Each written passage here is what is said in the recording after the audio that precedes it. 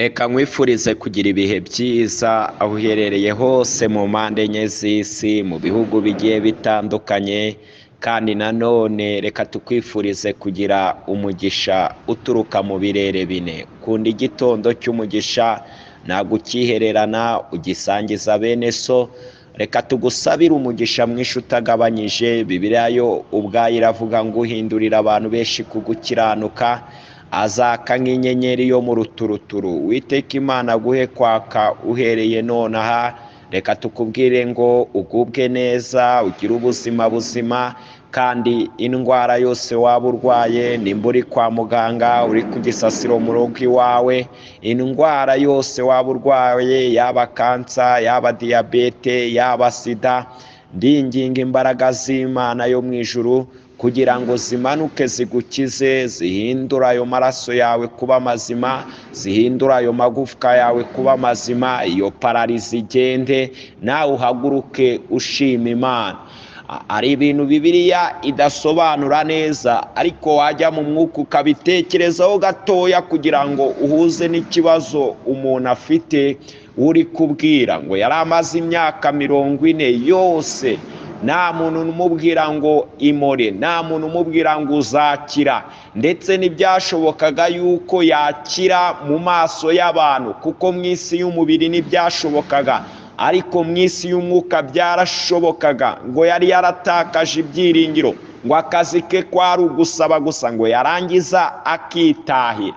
Rero bene data, hari igihe wicira witeka ukavanga uko byagenda kose, uyu muntu ndwaje duhere ku barwaza, nibo barambirwa vuba. Ariko reka mbabwire, hari umurwaza mukuru bita Yesu, ukurwariza ahantu, akakurwariza ku marembo, akakurwariza muri rubanda, abantu bakaguseka bakavuga ngo ntibizakunda. Mbese mama yava ku kazi ko guca inshuro, reka nkubwire, ugaca inshuro imyaka yose kandi nawe ukaba ubayeho uca inshuro, urya ari uko abandi bantu baguhereje cyangwa bagucunaguje, ukabona ntibizashoboka. Igihe kikagera inshuro wacaga ikajya hasi y'ibyurya, mu yandi magambo ugakorera 1000 kawunga iri kugura 5. Ni ikibazo kandi kimwe gikomeye cyane.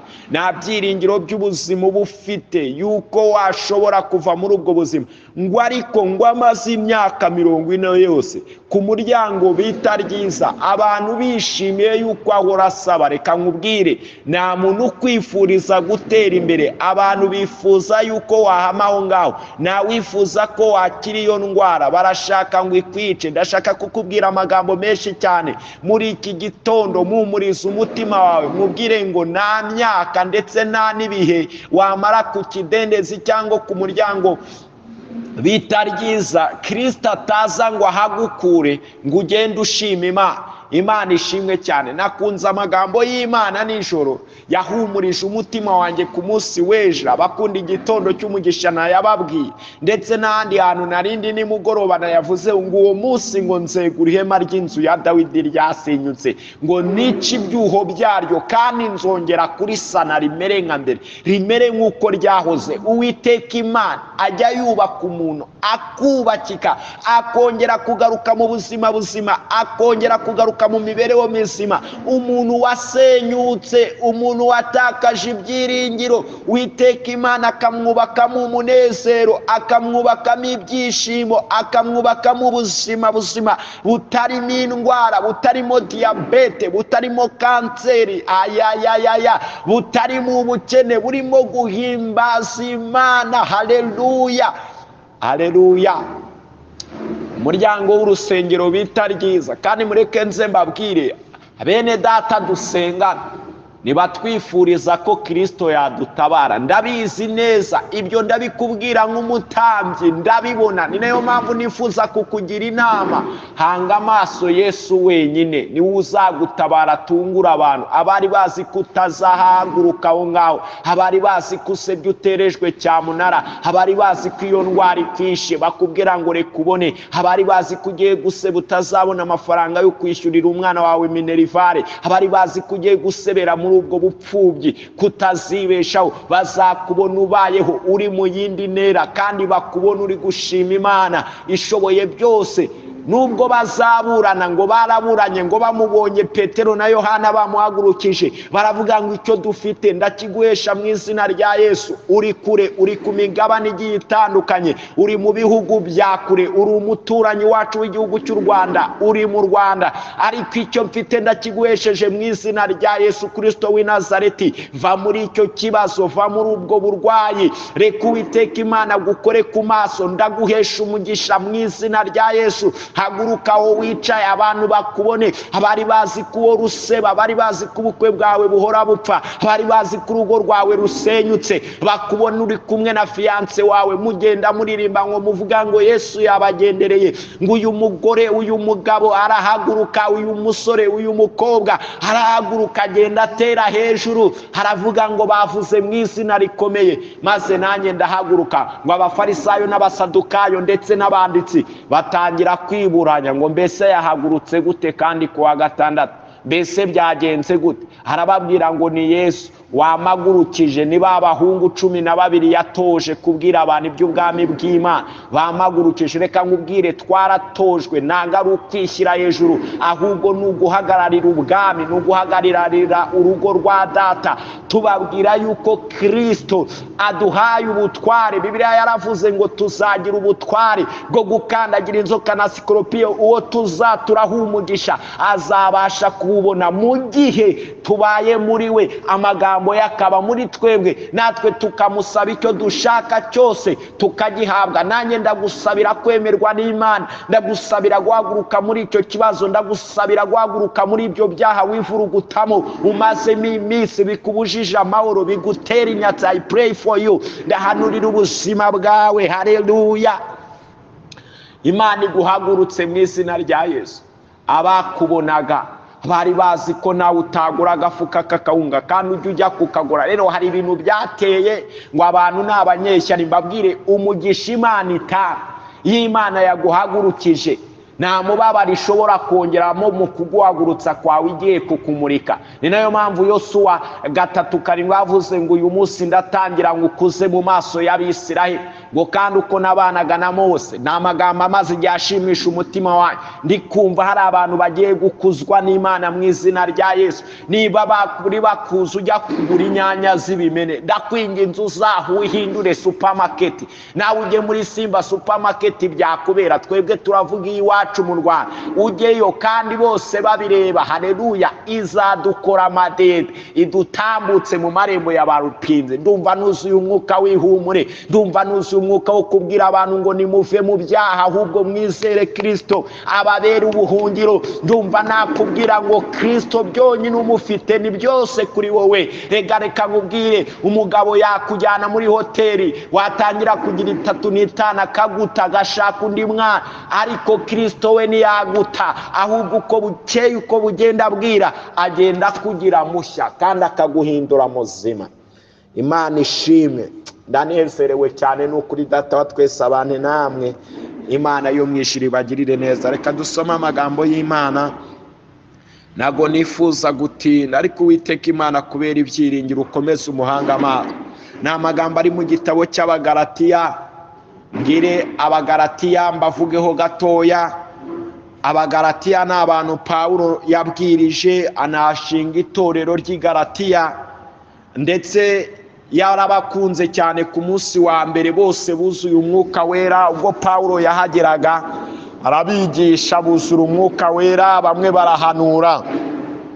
Ariko kuri iki gice cya 3 Pawulo yaje guhugura Abagalatiya, aravuga ngo none ko mwatangije iby'umwuka mukaba mubishojesheje iby'umubiri, tubigenze dute?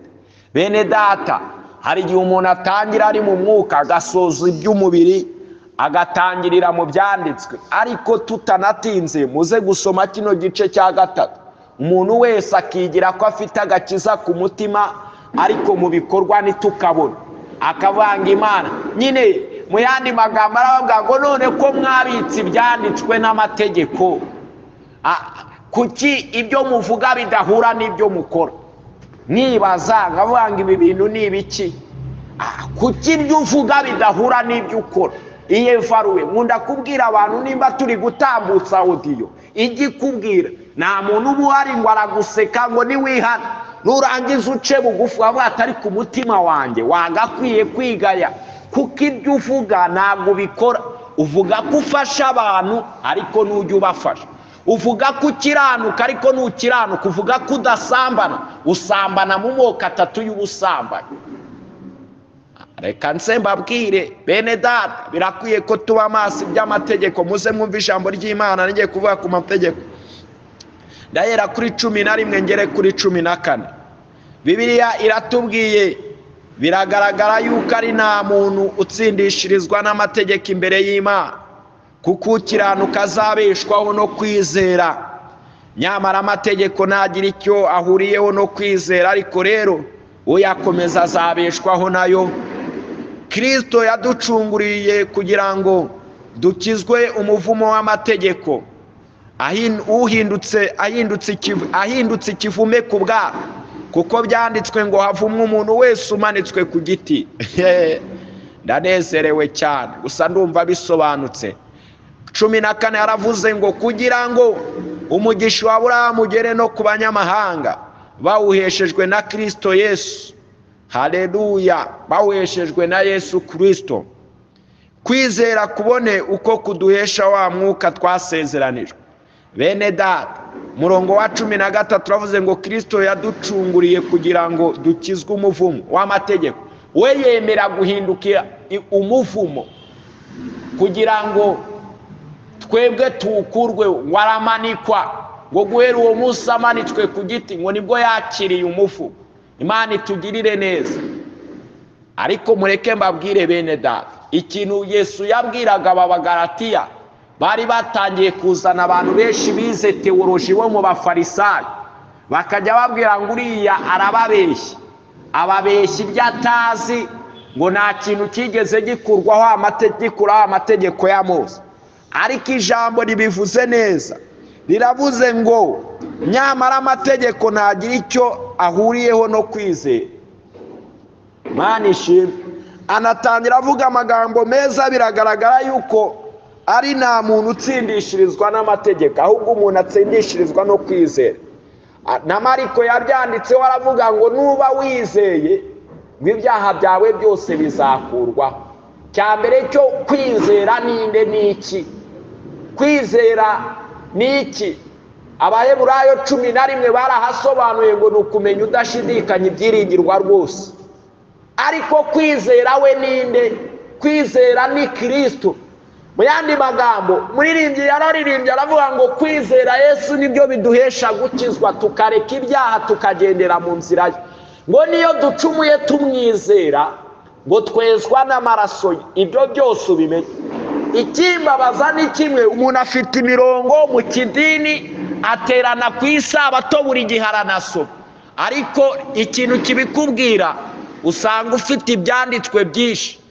Ubuza abantu kurongorana ariko wowe ukarongorana, ukibaza gusambana nako. Ubusamba ariko wowe ugasamba, kandi handitswe ngo ntugasambane mu mategeko 10 ya Mose. Ni iki cyatumaga Pawulo ashishikarira kubwira abagalatiya gutya ngo mw'abagalatiya b'abapfapfama?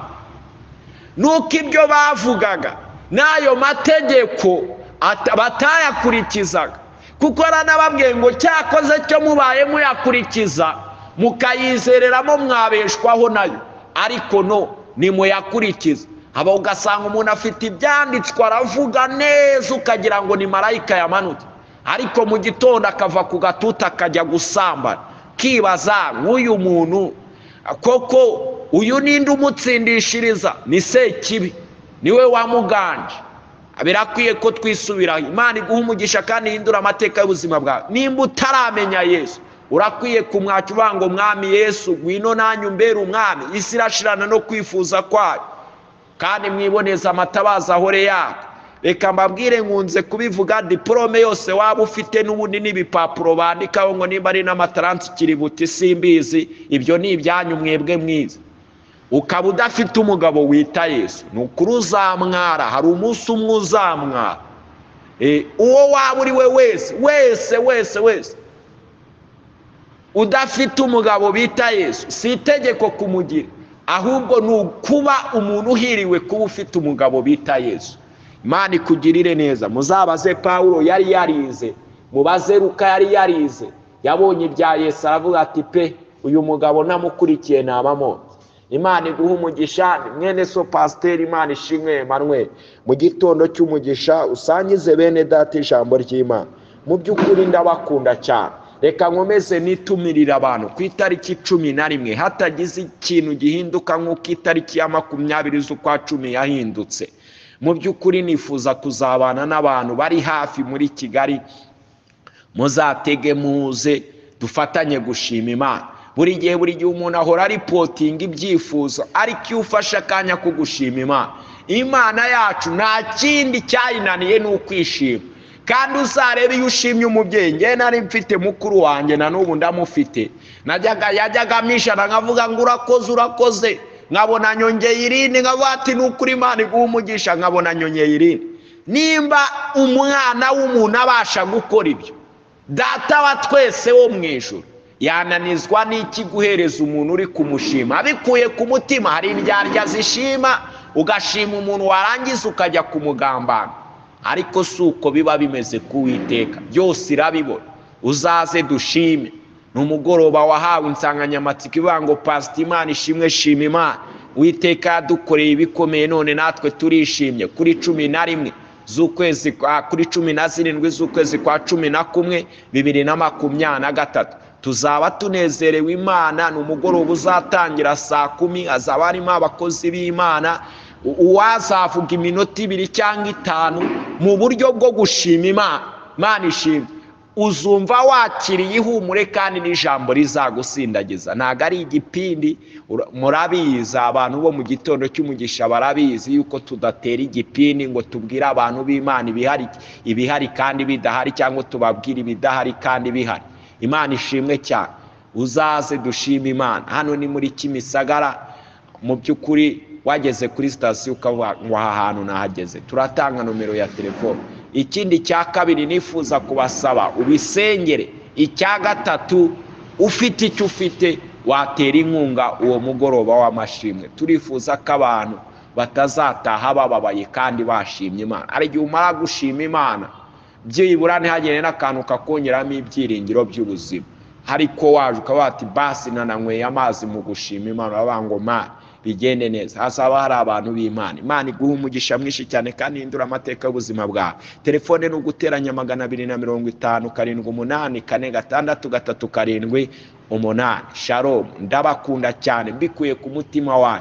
Nta nubwo ari buryarya bwo guhama umuntu asubiramo, n'umwenda mbafitiye wo kubakunda.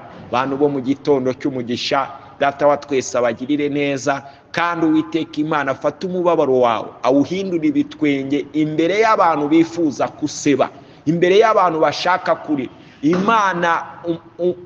Ayo marira yahindura ibitwenge. Amen. Zaburi ya mbere.